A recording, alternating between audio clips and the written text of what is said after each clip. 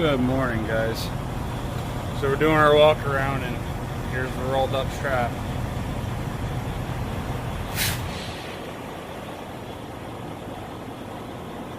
What happens is, as I'm driving down the road,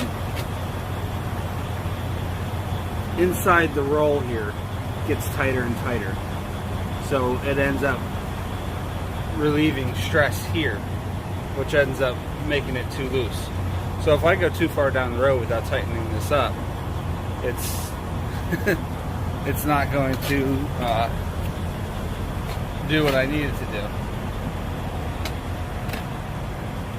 It's going to end up being one of them flappy straps waving all over the place because it's not on tight enough. The other thing I want to point out with that strap, let me grab my bar real quick. So here's one thing to know. When I tighten up this strap, alright, I'm tightening up the center of that roll. I'm not tightening this part. This part's going to go down, so I'm not going to hit the guy's trailer. You see it moving down, okay? So now we're going to go for one click. Alright, we're on to one click. Now when I let up, watch what the strap does. You don't see it much, but it slides back up a little bit. So you're still not getting the full tightness out of it. Now when I tighten up one of my straps, it comes down and it stays down because I'm tightening this part of the strap. I'm not tightening the roll. So that's all I'm really trying to point out with the straps is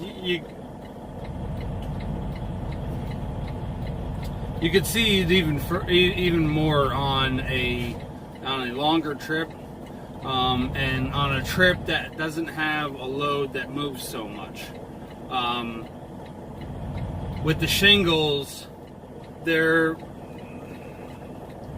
basically constantly squeezing together. So to try to determine the two different styles of strap rolling, or however you would like to prefer to word that, both straps are actually loosening up a little bit. But from what I've always noticed is the rolled up straps loosen up a lot more because all you do is tighten that center. You're not tightening the outside, so the outside might tighten up a little bit more, and that's what causes that looseness.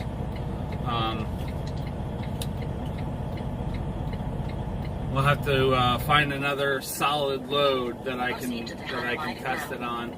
I'm picking up T-bars on Tuesday, so I won't test it on them because I really don't like the way their stability as it is.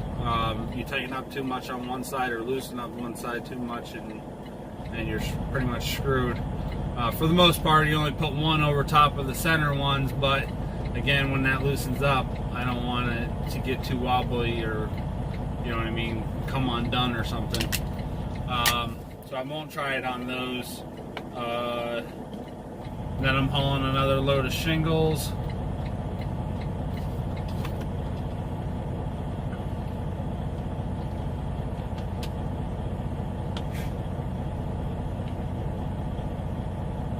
I think that's all I got next week. Pick up the T-bars on Tuesday, deliver them Wednesday, pick up the shingles on Wednesday, deliver them Thursday.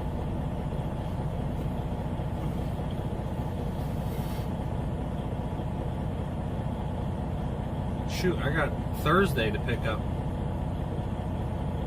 So we might try to get a load of mulch on Thursday. I didn't realize it was Thursday. It says deliver the 1st. Let me see. Okay, it says that I have to pick up on Wednesday, and I have to deliver by Friday. So I can deliver it Thursday. So I'll have to find out what I get on Thursday to deliver Friday. I'll probably go down and grab a load of mulch. Possibly. That's 260 miles from my delivery in Vermont. Or maybe I'll end up finding something right around that area. Possibly some lumber in northern Vermont.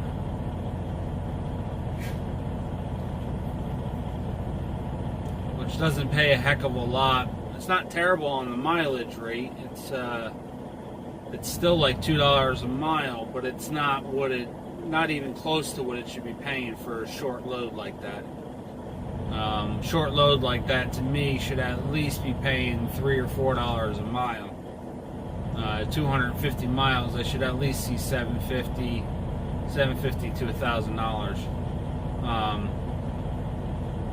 I don't know if this company just bids it that way and keeps it at at least $2 a mile, or if they're raking in the extra cash on top.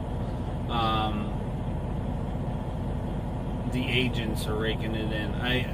I really don't know. I know that it's too cheap for a short haul, but it's enough that I'll take it and run with it, and I bet you that's why they do it. So anyway, we're gonna get rolling. We have, like I said last night, 48 miles to go. So giving me an ETA of 7:45, 15 minutes later than I wanted. I kind of played around debating with myself whether I wanted to jump in the shower or if I wanted to wait till I got home. We went and took a shower, wake up a little bit. So now I'm heading out of here. Pre-trip's done, just got to catch the log. You have 8 hours and 0 minutes of remaining drive time. Got to catch the log up and we're out of here.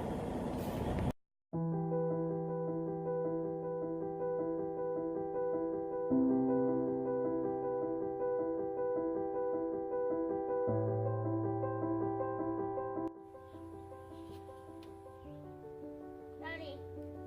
You getting the screw out? Yeah.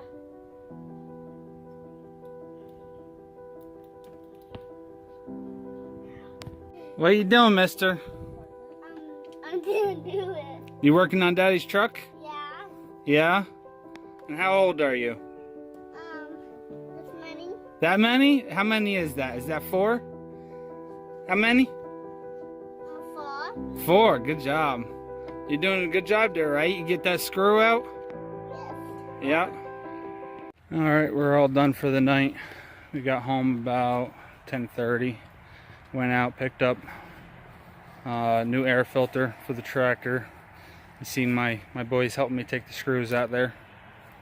And on my way home, I stopped off at the Petro and bought new air lines for the tractor. That sun's bright. There's the air lines. I got to get another spring hanger. I don't like how low that's hanging. It's hanging down towards the drive shaft. It'll be fine right now. It's my best spring that I got. But I want to get one more spring on there so that I definitely have a good hold on it. It's a lot better than having that pigtail wrapped up in here. So got it all put out the way I wanted. I could have spent a little less money than I did if I went ordered it offline. This was $222 from the Petro, and the air filter was $78 from the dealership, Tracy's Equipment, where I got the truck fixed before. It was $78 there. It was over $100 at the Petro. It was $150 for the airline set for the 15-foot long, $143 for the airline set. But I wanted to get it done this weekend, so I spent the extra money to get it done. So that's it. Tuesday morning we go pick up our next load. So far we have a load going to, I've already said this before, we got a load going to back over to Ohio, and then another load of most likely shingles coming back over to Vermont, just north of Albany, New York. So just north and over the river. That's it for the weekend. Hope everybody has a good weekend. Stay safe out there, and thanks for watching.